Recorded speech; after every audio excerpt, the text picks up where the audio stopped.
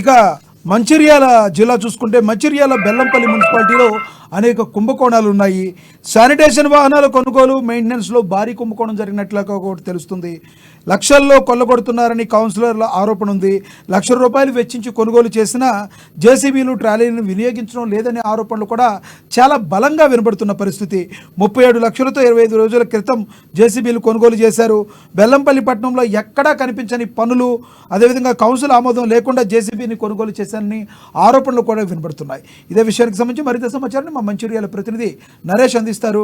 నరేష్, చెప్పండి, ఏంటి మంచిర్యాల జిల్లా బెల్లంపల్లి మున్సిపాలిటీలో ఈ కుంభకోణాలు ఏవేవి ఉన్నాయి, వీటిని ఎలా పరిష్కరించాలి? Thank you Lakshminath. ఇటు మంచిర్యాల జిల్లా బెల్లంపల్లి మున్సిపాలిటీకి సంబంధించినటువంటి ఇటు మున్సిపల్ పరిధిలో జరిగినటువంటి పలు కుంభకోణాలను కూడా వెలుగు చూస్తున్నట్టు పలువురు కౌన్సిలర్లు కూడా ఆరోపిస్తున్నారు. మరి దీనికి సంబంధించినటువంటి నిన్న జరిగినటువంటి పలువురు కౌన్సిలర్లు పాత మున్సిపాలిటీ బెల్లంపల్లి మున్సిపాలిటీకి సంబంధించినటువంటి కార్యాలయంలో సమావేశమయ్యారు. ఇటు మున్సిపాలిటీల పరిధిలో ఉన్నటువంటి ఇటీవల కొనుగోలు చేసినటువంటి వాహనాలకు సంబంధించి పలు కుంభకోణాలు, ఇటు పాత వాహనాలే కొనుగోలు చేసి కొత్తగా చిత్రీకరించి ఇటు బిల్లులు స్వాహా చేస్తున్నట్టుగా చెప్తున్నారు. దాంతో పాటుగా ఇటీవల కాలంలో గత 25 రోజుల క్రితం ఏదైతే ఉందో ఒక జేసీబీని, అంటే మున్సిపాలిటీ అవసరాలకు సంబంధించినటువంటి వినియోగించే నిమిత్తం జేసీబీని 37 లక్షల వ్యయంతో కొనుగోలు చేసి మా బెల్లంపల్లికి సంబంధించినటువంటి ఎమ్మెల్యే గడ్డం వినోద్ చేతుల మీదుగా ప్రారంభించారు. మరి దానికి సంబంధించినటువంటి కొనుగోలు చేసినటువంటి జేసీబీని సుమారు బెల్లంపల్లి మున్సిపాలిటీ పరిధిలో ఉన్నటువంటి 34 దానికి సంబంధించి ఇప్పటి వరకు ఒక్క పనికి కూడా వినియోగించకుండా దాన్ని ఎక్కడ వేసిన గొంగడి అనే చందంగా అక్కడే ఎక్కడి నుంచి కొనుగోలు చేసి ఎక్కడ ప్రారంభోత్సవం చేశారో అక్కడే అదే షెడ్లోనే నిల్వ ఉంచడం జరిగిందని చెప్పేసి ఆరోపిస్తున్నారు. మరి దానికి సంబంధించి అది అక్కడ వినియోగంలోకి తీసుకురానటువంటి వాహనాలను, ప్రజాధనాన్ని దుర్వినియోగం చేస్తూ కొనుగోలు చేసినటువంటి వాహనాలను ఇటు అనవసరంగా ఇట్లా కొనుగోలు చేస్తున్నారు అంటూ ఆరోపించడం జరిగింది. దాంతో పాటుగా 18 లక్షల వ్యయంతో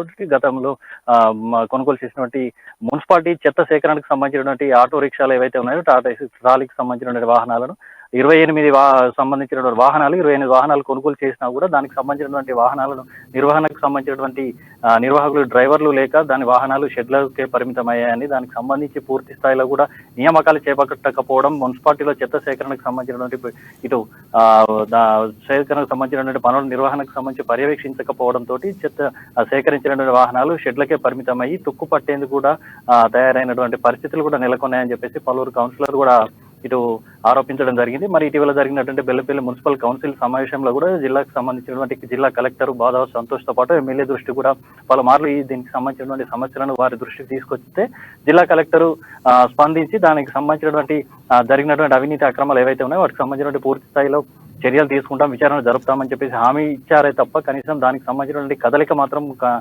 జరగడం లేదన్నట్టు కౌన్సిలర్లు కూడా ఆగ్రహం వ్యక్తం చేస్తున్నటువంటి పరిస్థితి. దాంతో పాటుగా వాహనాలకు సంబంధించినటువంటి ఏవైతే ఉన్నాయో వాటికి సంబంధించినటువంటి డీజిల్ పోయించుకునేందుకు బంకుల్లో, పట్టణంలో ఉన్నటువంటి బంకు కాకుండా పట్టణానికి సుమారు 4 కిలోమీటర్ల దూరంలో ఉన్నటువంటి బంకుల్లో పోయించి ఎక్కువ ధర వ్యయాన్ని మున్సిపాలిటీకి ఖర్చు పెట్టించే విధంగా ఇటు మున్సిపల్ సిబ్బంది వ్యవహరిస్తున్నారని చెప్పేసి దానికి వల్ల ప్రజాధనం వృధా అవడమే కాకుండా ఇటు ఎన్నో వ్యయ ప్రయాసాలకు కోర్చి దానికి సంబంధించిన వృధాగా చేస్తున్నటువంటి పరిస్థితులు నెలకొన్నాయని చెప్పేసి ఆరోపిస్తున్నారు. దాంతో పాటుగా సిబ్బంది కూడా నిర్లక్ష్యంగా పనితీరు కూడా కనిపిస్తా ఉంది. ఇటీవల కాలంలో ఈ మధ్యలో చోటు చేసుకున్న విషయం ఏంటంటే మున్సిపల్ మేనేజర్ గా పనిచేస్తున్నటువంటి వ్యక్తి తాను విధులకు 2-3 రోజులకు సరైనటువంటి విధులకు హాజరు కాకుండా 2-3 రోజులకు ఒకసారి హాజరవుతూ రానటువంటి రోజులు ఏవైతే ఉన్నాయో వాటికి సంబంధించి కూడా సంతకాలు చేస్తూ రిజిస్టర్లో సంతకాలు చేస్తూ వచ్చినటువంటి రోజు రిజిస్టర్లో సంతకాలు చేస్తూ ఇటు తను నెల వేతనాలు పొందుతున్నాడే తప్ప దీనికి సంబంధించిన మున్సిపాలిటీ నిర్వహణకు సంబంధించి విధులను సక్రమంగా నిర్వహించడం లేదంటూ ఇటు ఆరోపణలు కూడా చేస్తున్నారు. మరి దానికి సంబంధించినటువంటి కొంత అధికారిక కొంత హాజరు ఏదైతే మున్సిపాలిటీకి సంబంధించి సెలవు రోజుల్లో కూడా సంతకాలు చేసినటువంటి పరిస్థితి మనకు జరిగిందంటూ కొంత సమాచారం కూడా ఉంది. మరి దీనికి సంబంధించిన అధికారులు కూడా స్పందించడం లేదు. అధికారుల దృష్టికి పలుమార్లు ఫిర్యాదు. చెప్పండి, ఇవన్నీ ఆరోపణలుగానే చూడాలా, లేదంటే ఏమన్నా ఆధారాలు కూడా ఏమైనా ఉన్నాయా? ఎవరన్నా సాక్షులు ఎవరైనా ఉన్నారా? వాళ్ళు వాంగ్మూలం ఏ రకంగా ఇస్తున్నారు?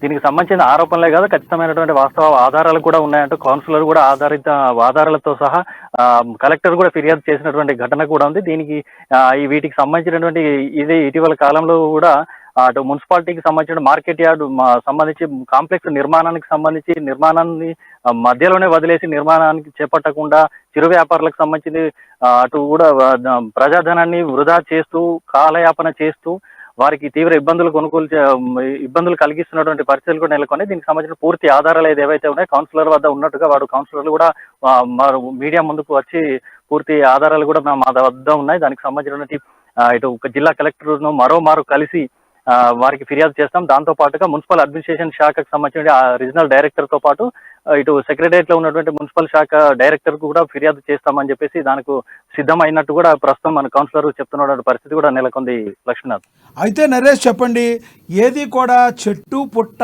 కాదేది అనర్హం అన్నట్టు ఏదైనా స్వాహా చేయడానికి ముందు రెడీలో ఉంటారనుకోవటానికి మచ్చుక ఉదాహరణగా ఇప్పుడు జరుగుతున్న పరిస్థితులను మనం తెలుసుకోవచ్చు. మరి బెల్లంపల్లి మున్సిపాలిటీ అభివృద్ధి చెందాలి అంటే, పురోగతి చెందాలంటే ఎటువంటి స్టెప్స్ ముందుకెళ్తే అవుతుందో దాని గురించి ఒక విజన్ ఉందంటారు అక్కడ ఉన్న అధికారులకి?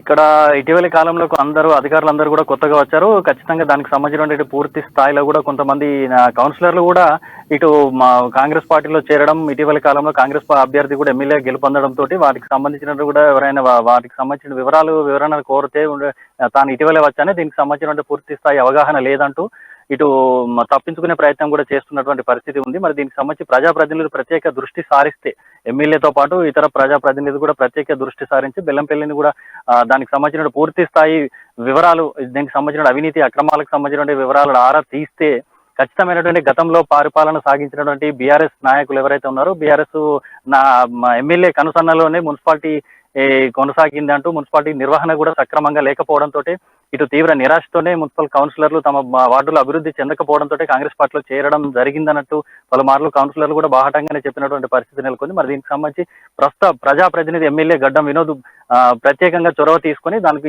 ఇటీవల ఇచ్చినటువంటి హామీల్లో భాగంగానే తాను ఖచ్చితంగా ప్రత్యేక దృష్టి సారిస్తే తప్ప బెల్లంపల్లి మున్సిపాలిటీ అభివృద్ధికి నోచుకోదంటూ పలువురు పట్టణ ప్రజలు కూడా చెప్తున్నటువంటి పరిస్థితి కనిపిస్తా ఉంది లక్ష్మీనాథ్.